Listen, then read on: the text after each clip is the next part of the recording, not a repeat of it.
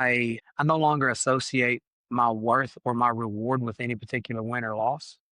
Hmm. My reward is in my work. And I feel like I've been, fortunate enough to do enough to hang my hat on at this point in my athletic career. What's up, everybody? Welcome to Real Men, Real Talk. This is the place where we have uncomfortable conversations in the world's most comfortable underwear. We are joined once again, it's the fourth part, with Mr. Eli Coffey. We want to basically come away and say, all right, he's experienced this, he's done this, life has served him this hand, he's played it this way. What can we learn, and what have been like some of the lessons that he's learned that will help us maybe get out of our own funk, get out of our own ruts? So, Eli, let's see. I don't really have like a super huge list of questions, but we'll just sort of like kick around a couple, and maybe we'll land on some good stuff. Sure, sure. So I think, yeah, this is probably a good one to start with. What's the one thing? So now, taking into account your whole story, what's like the one thing or just a couple things that drive you forward every day, like that make you say like, yes, I will accept more pain. I will go through more hardship. I'll go through more crap to live life and have a good life. It's For me, a lot of times people talk about motivation and they're like, I wish I had your motivation. And I was like, yeah, I don't have a lot of motivation. I think people, they mistake motivation and what it will do for a lack of discipline and what discipline will do. Motivation is an emotion, and Mhm. like all emotions, it's fleeting. And Yep. like you're never motivated all the time. It's No. just like you're never hungry all the time. You're never happy all the time. You're never sad all the time. Discipline is doing what you said you'd do long after the feeling you had when you said it's gone. Hmm. And for me, I can remember different times in my life how I felt and the promises that I made myself and seeing that through. Furthermore, being in the position I'm in now with a lot of clients that look to me for guidance, Hmm. like my biggest fear is letting them down. So if they see me falling off or cutting corners or anything like that, how can I hold them to a certain standard if I'm not willing to hold myself to that standard? Hmm. So a lot of times it's not that people lack motivation, they lack discipline. Okay, let me just pause there. We literally did an episode about this, like, like maybe like 4 weeks ago or something. Maybe like 5 or 6 weeks ago. Yep. I just want to say, like, I feel you.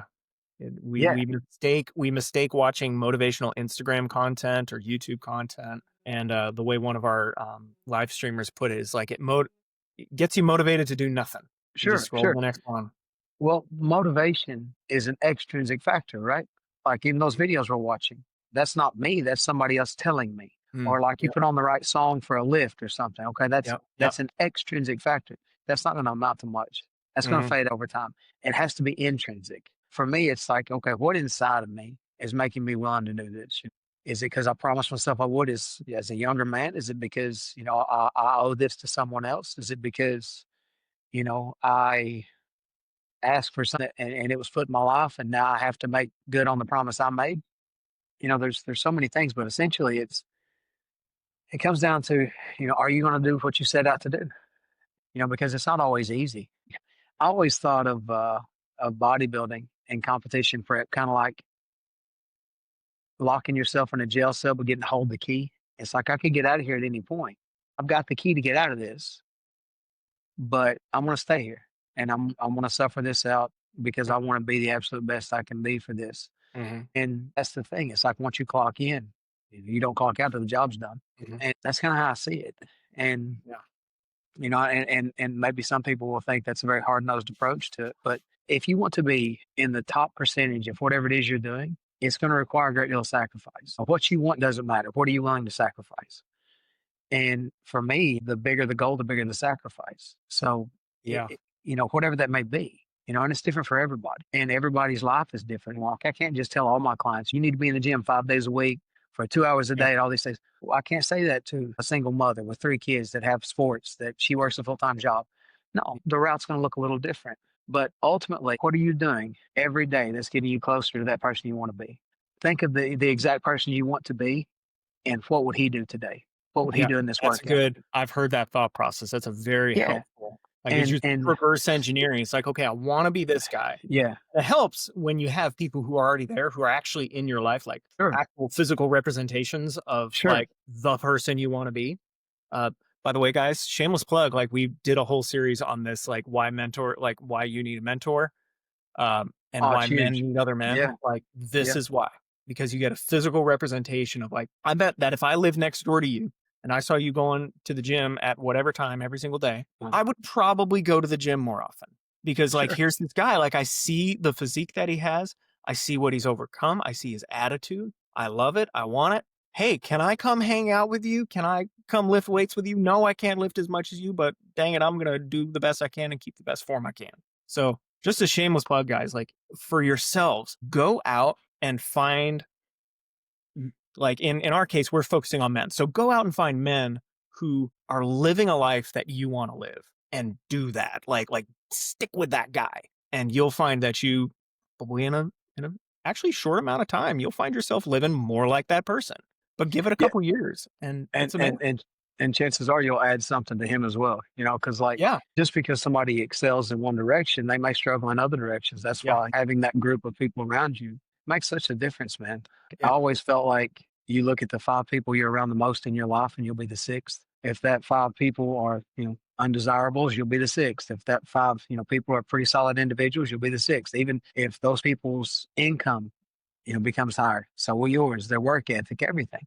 And Yeah. surrounding yourself with people that are excelling in one particular manner or another. That's something that I've tried my best to do. Like I still have coaches in multiple ways. I have people that help me with business decisions. I have a jujitsu coach. I have a striking coach. I have, you know, there's still people that I look to for guidance and help, Mm. and always will as long as I'm alive. If you know more than me in a subject, and it's a subject that I think will help me or that I find interest in, I'm going to ask you questions. All right. And No, that's that's a great yeah, attitude to have. yeah, So hey, let's move on to another question. And so it's kind of asked in a little different way.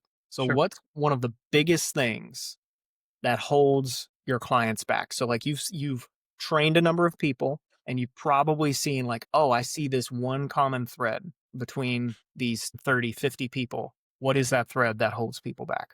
So everybody's situation is a little different. Everybody's 24 hours aren't always the same. I'll say this from a coaching standpoint, from my clients that do well to my clients that don't. Feedback and communication from a coaching standpoint, like I can't fix issues that I'm unaware of. Mm. So thinking, well, I don't want to tell him this. That seldom works out well. So the more transparent the client is with feedback. So even if Mhm. it's a mistake, that affords us an opportunity to learn and a teaching moment for me to help. But honestly, as far across the board, sometimes is whenever somebody sets out to get in really good shape, if they don't understand out of the gate that it's going to be a lot of work and they underestimate how hard it is, or Mhm. they underestimate the amount of sacrifice they have to make for Mhm. such a large goal, the the amount of sacrifice you have to make is directly relative to the size of the goal at hand. Yeah. If you just simply want to get in a little bit better shape, then okay. All right. If you want to be world class in a particular sport, that's going to require a lot more of you. A lot of times people talk about balance, and balance isn't, a consistent thing in life. We're always going to have imbalance. And if we're looking at it from a health standpoint, well, a lot of times people say, well, I need balance in my life. I like to be able to go here and do this and eat this or whatever. It's like, okay, well, Okay. you've been imbalanced in the wrong direction for so long that Mhm. now our health is fading and we've gained a lot of excess body fat. So now we have to be imbalanced in the other direction for a period of time to correct this. So that's really what it comes down to in a lot of cases is you have to imbalance in whichever direction gets you where you need to be for a period of time at least. Mm. And I think some people, they set out thinking it's going to be a certain way and not really understanding, okay, well, the decisions that I've made and the lifestyle choices that I've made have led me here. Mm. So I can't continue to do those. And Yeah. and I have to a lot of times even reestablish your relationship with food, understanding that, and in this culture that can be difficult. Everything revolves around food. Changing your thinking on that, again, just your daily routine.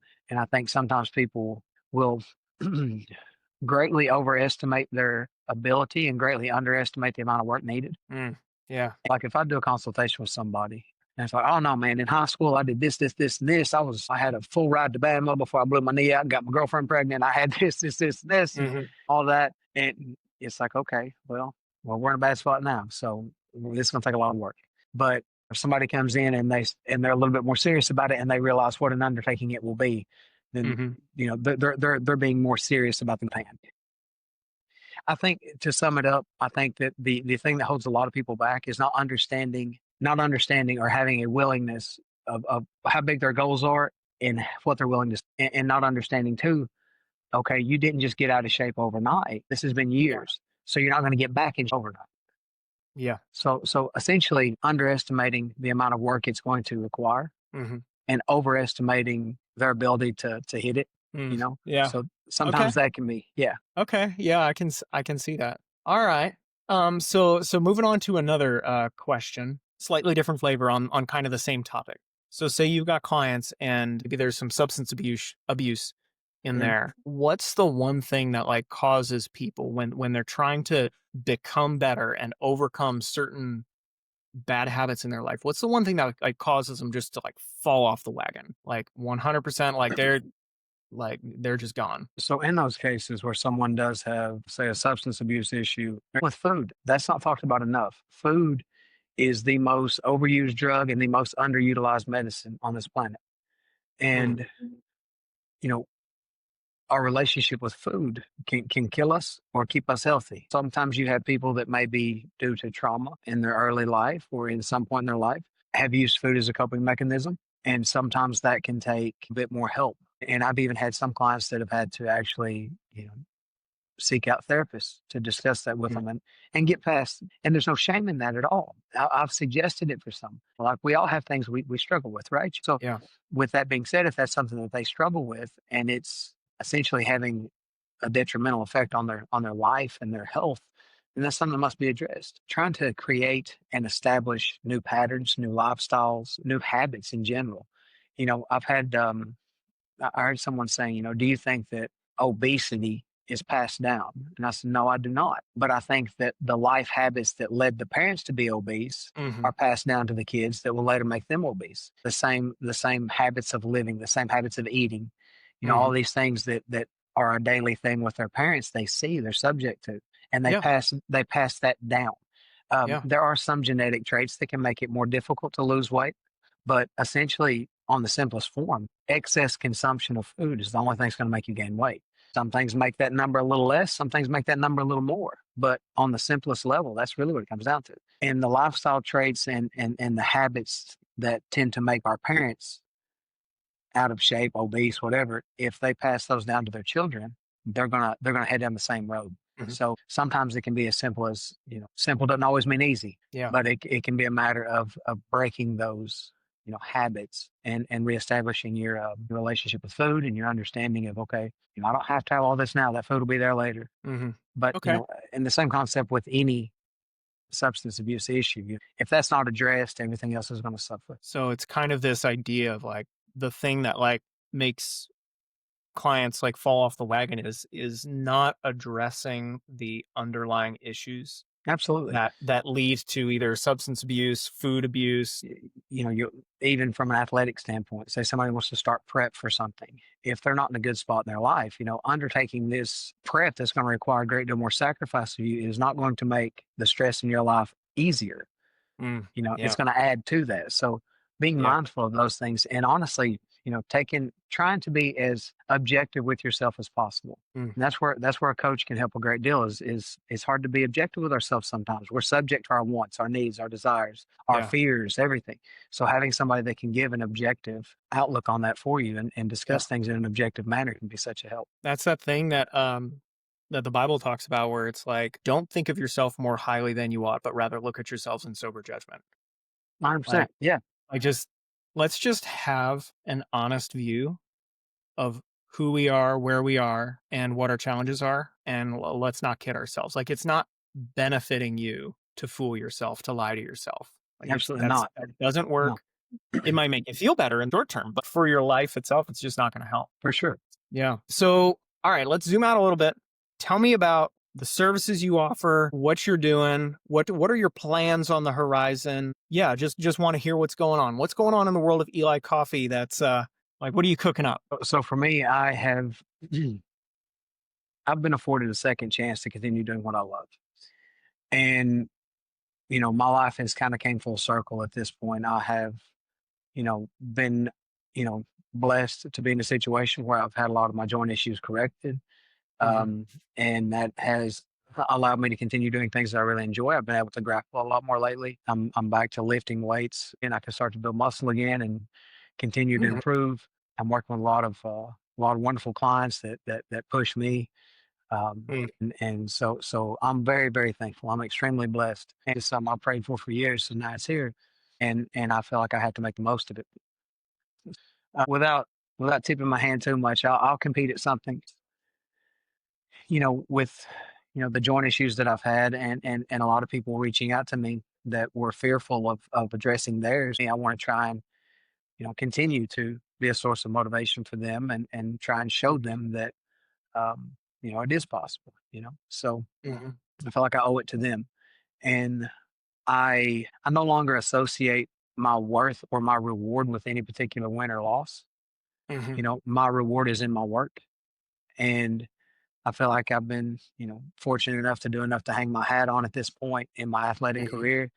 Um, that for me, anything now moving forward is just simply out of my love for the sport.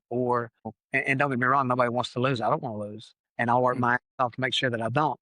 But Yeah. it's I'm no longer locked in that position to where I feel like I have to win to establish who I am. Yeah. And so now I'm just doing it simply for the love of it and for those around me Mhm. that care for me.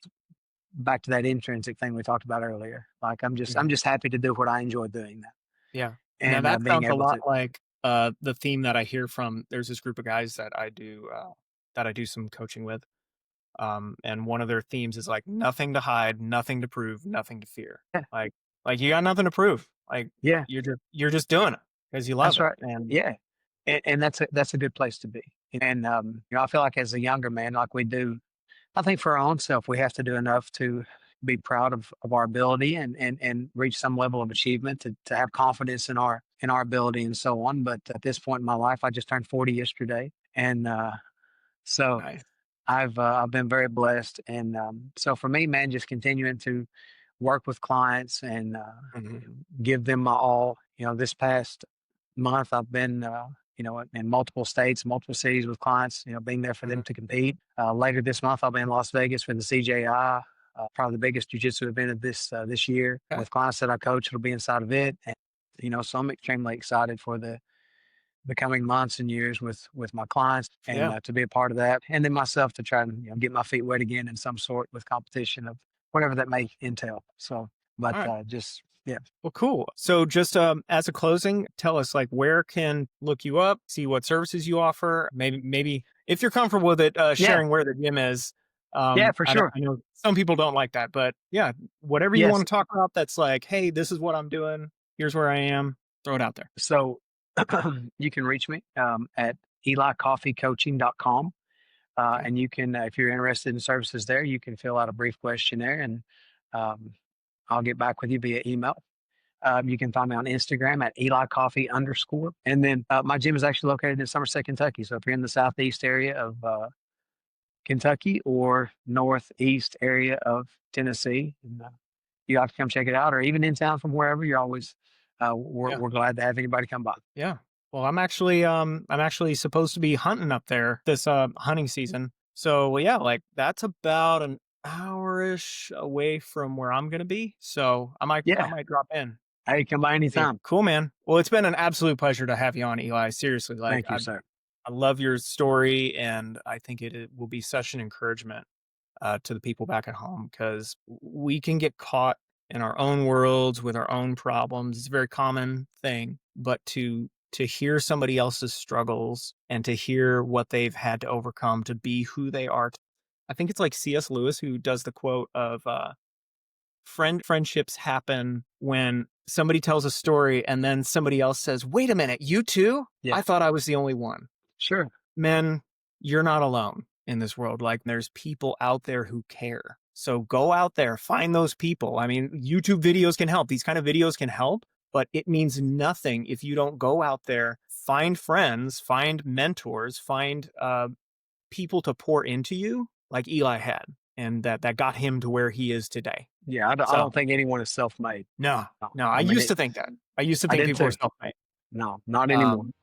No, everybody, no matter whether they can trace it back or not, everybody has been influenced by somebody. And so now you just got to ask yourself, who are you being influenced by? Absolutely. And is that a good thing or a bad thing? Well, guys, I've absolutely loved this. Like, comment, subscribe, and hey, we'll pick you up next time. Not sure what we're going to do next time. I just hope to get another guest in that is as good as this guy. Thank you so much, sir. It's been just such a great conversation. I'm you guys. honored. Thank you. Yeah. See you, Eli. See you, sir.